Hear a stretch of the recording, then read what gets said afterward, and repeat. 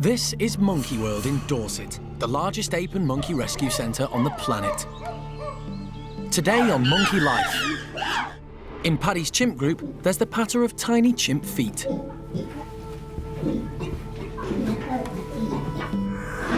It's a free-for-all amongst the bachelor boys as they fail, once again, to learn to share. And in Vietnam, the team begin work at their new Gibbon rescue centre. Primates have already started to arrive for rehabilitation back into the wild. So at the moment we know about 20 different foods that they eat in the forest, so we can slowly get better and better and better. So when they do go back into the forest, they're going to survive.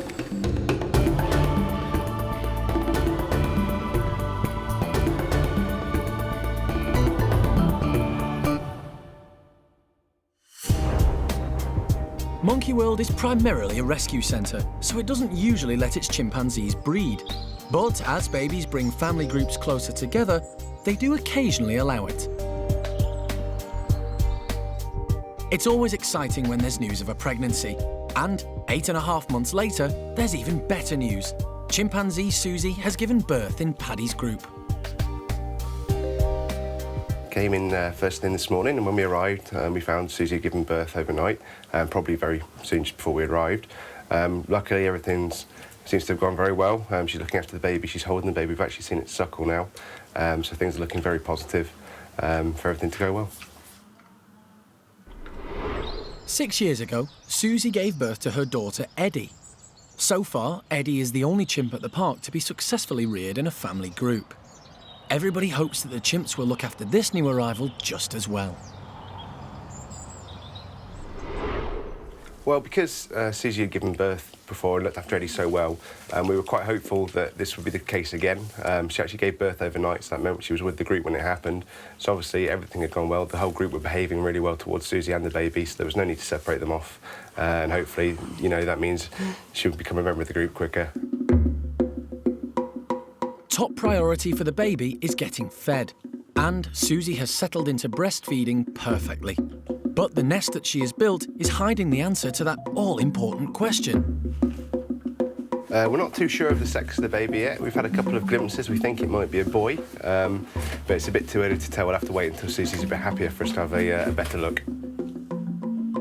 Dad, Paddy, has shown an interest in the new baby, and now he's giving Susie some space by keeping the rest of his troop out of her way.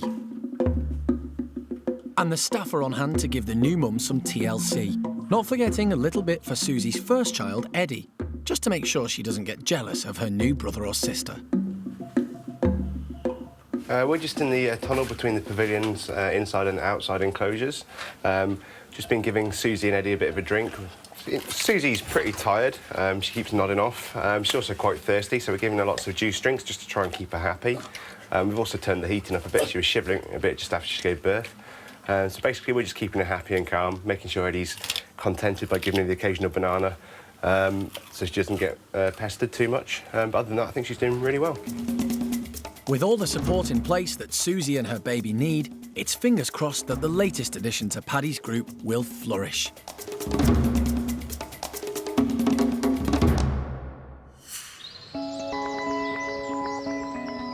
Monkey World has rescued primates from all corners of the globe and brought them back to the park here in Dorset. But their latest project means that many rescued primates can remain in their native country.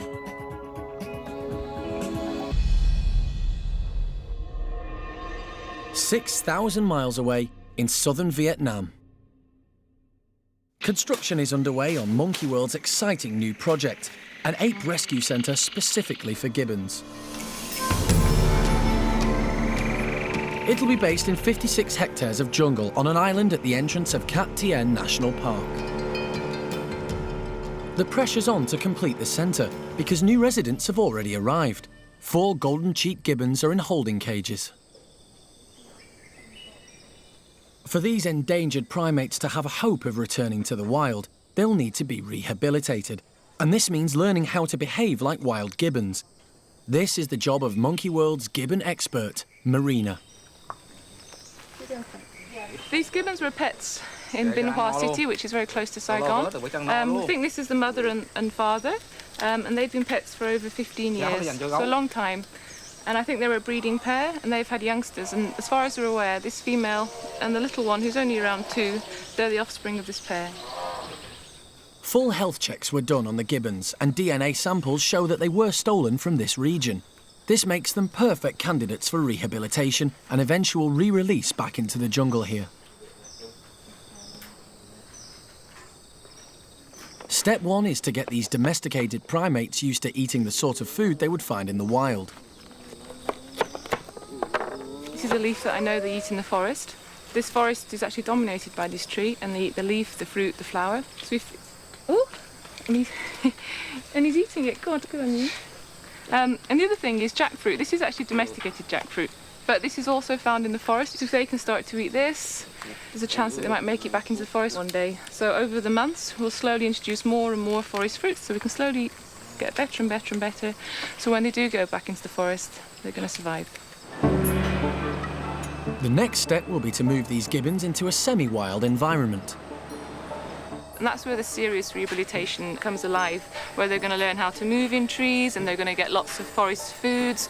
But more importantly, the human contact is going to be reduced. We have to back off fully. He can't wander in the forest and see a human and want to go and ask for food. So it's very, very important at that stage that we back off and they become wild gibbons who don't see a human and think food or think attention or think anything. They see a human and ignore them. Numbers of golden-cheeked gibbons in the wild are at an all-time low. Poverty in rural areas has led to endangered wildlife being illegally caught and sold. And on the black market, these animals are worth thousands of pounds. Without help, rare species, such as the golden-cheeked gibbon, face extinction. Later, the team continues its mission to find more gibbons to join the new rescue centre. Would he be happy to consider her future if she were able to go back to the forest? Would he consider that for her? And at Monkey World, young orangutans, Kai and Gordon, rough and tumble. But it's all part of growing up.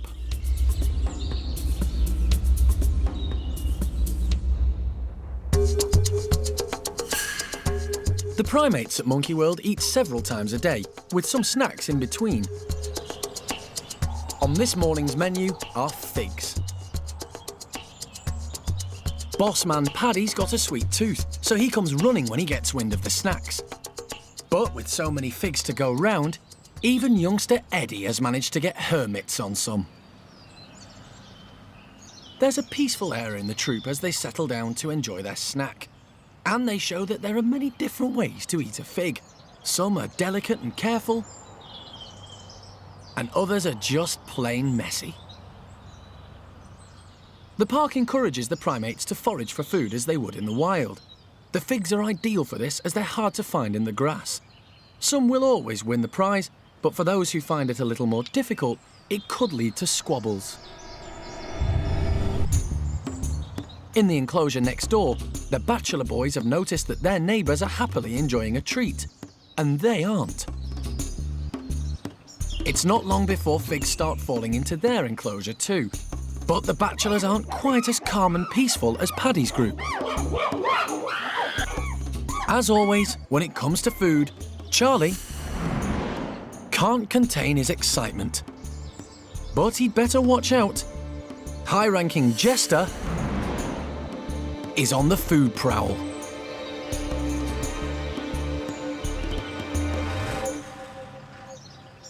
Having to forage for the figs is confusing Charlie, giving Jester all the opportunity he needs. And once they've scored a fig, the bachelor boys aren't going to lose it to anyone.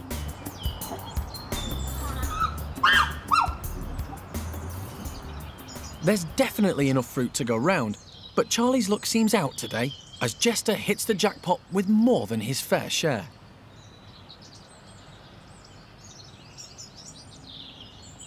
And Jester is not about to share, however much the other chimps want to. Could a classic bachelor boy squabble be brewing? Charlie is staying out of it and has given up on the figs, finding some leftovers from lunch instead. He settles on a platform on his own to enjoy the food. while down below, all hell breaks loose amongst the rest of the group over the figs.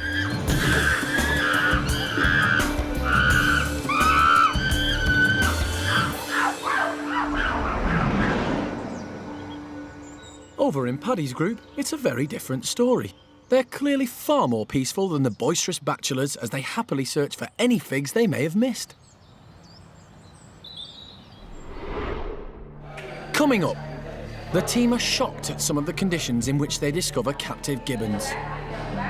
The cages are terrible and appalling, and the conditions with all of the noise and the workmen are just very upsetting for what is a canopy, quiet forest species. And at the park, could cheeky orangutan Gordon actually be becoming a role model for Kai?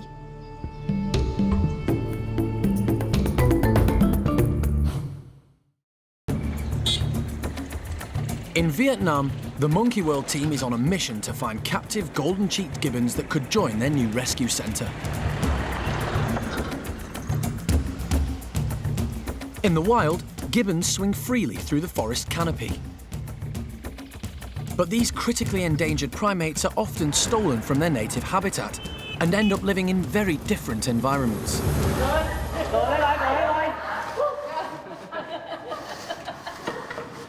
We've been getting reports from tourists, British tourists who come and visit Vietnam and are traveling around, and then they send us reports. So I had actually just gotten an email right before we came out on this trip from somebody saying that they had come on holiday and they had seen 3 gibbons outside a restaurant in Ho Chi Minh from London. Yeah, the tourists were from London. So we always follow up on all of the reports and all of the sightings. The team's aim is to rescue gibbons that have been stolen from the wild and to rehabilitate them at the new Gibbon Rescue Centre. So first, they must make sure that these gibbons originate from this region. So we'll see if we can get some hair samples. We'll test them, make sure that indeed they are southern Vietnamese gibbons, and that's the first step to getting them back to the rescue centre. The team will have to work with the authorities to get the gibbons confiscated and taken to the new rescue centre. The Vietnamese government enforces strict laws to protect its wildlife, but previously, even when primates were confiscated, there was nowhere to put them. Until now. Certainly all of the gibbons in southern Vietnam that people report to us will be going after now, because we have a brand new rescue centre on Tien Island who will be able to take these individuals, rehabilitate them, and hopefully put them back to the forest, because it's very likely that all 3 of these were poached from Cat Tien National Park. In the wild, these primates live in a quiet forest environment, but these cages are on display in a restaurant which is under refurbishment, so the conditions are completely unsuitable for them. But having said that, their eyes are clear. They're actually in pretty good nick. They're not too skinny. Their coats are good. They look overall pretty healthy to me. You're okay, mister. You're okay. This is a good sign, which makes the gibbons ideal candidates for a new life at the rescue centre.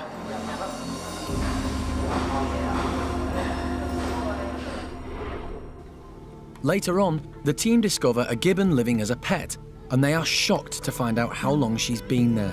Bao nhiêu năm ở đấy? Nó là 24-25 năm rồi. 24 years, 21 năm.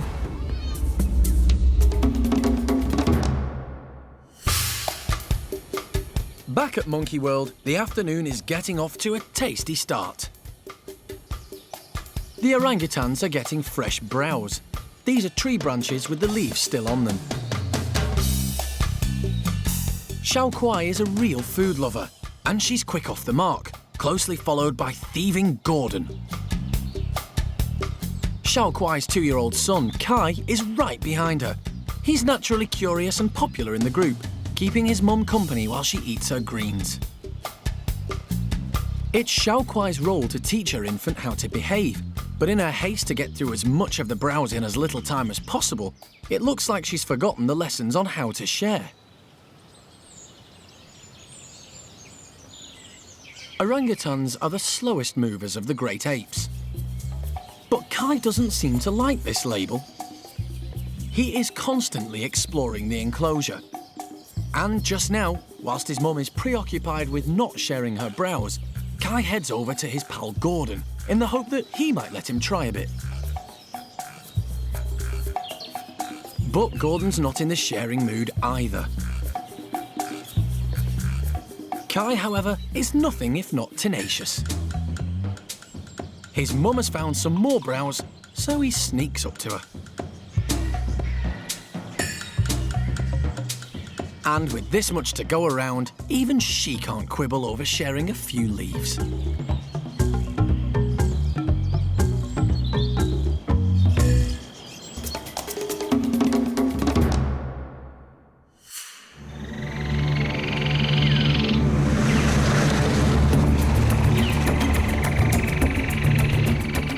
In Vietnam, the Monkey World team continues its search to find captive gibbons stolen from the wild.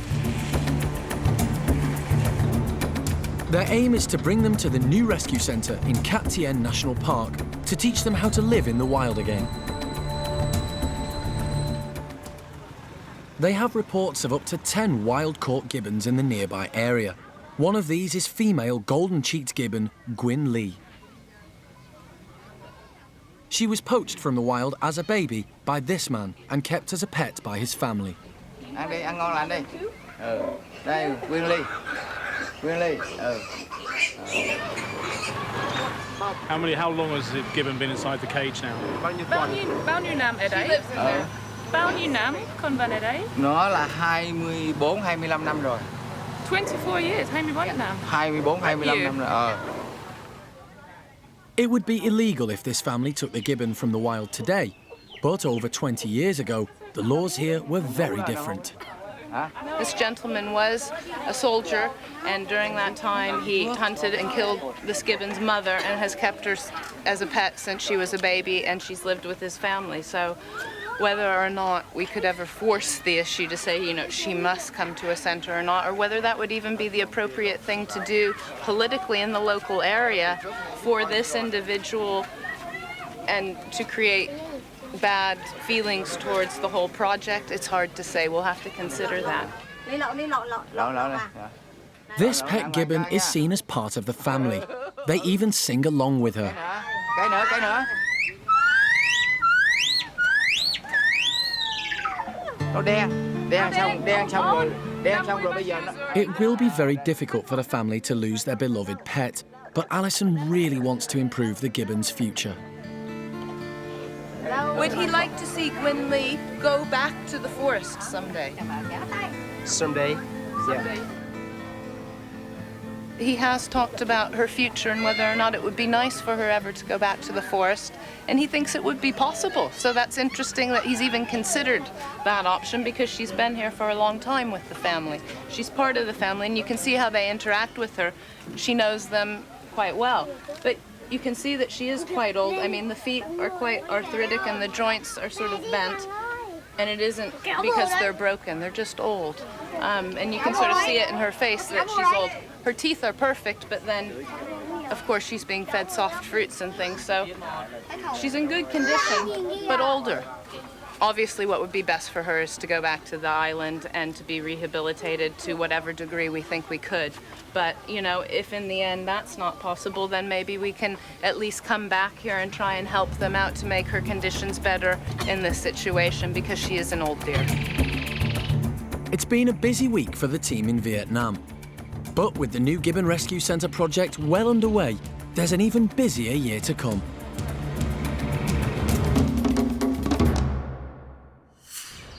Back at Monkey World in Dorset, it's the end of the day, and in the orangutan enclosure, Xiao Kuai is taking a well-earned rest. Her son, Kai, was the park's first orangutan to be successfully raised by his mum, and he's settled in perfectly around the other adult orangutans. Like all boys, Kai loves nothing better than swinging about and playing. And his partner in crime, Gordon, feels the same way.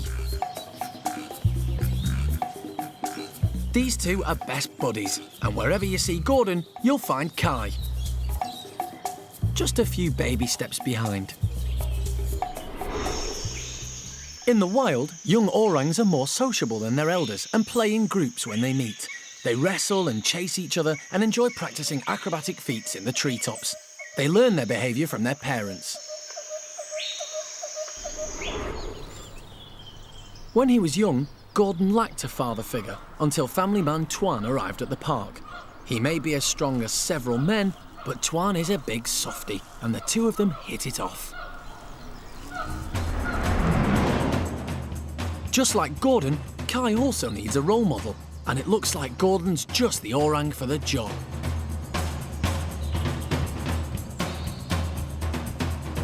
Gordon and Kai will probably not live with each other forever, as large males don't like each other's company.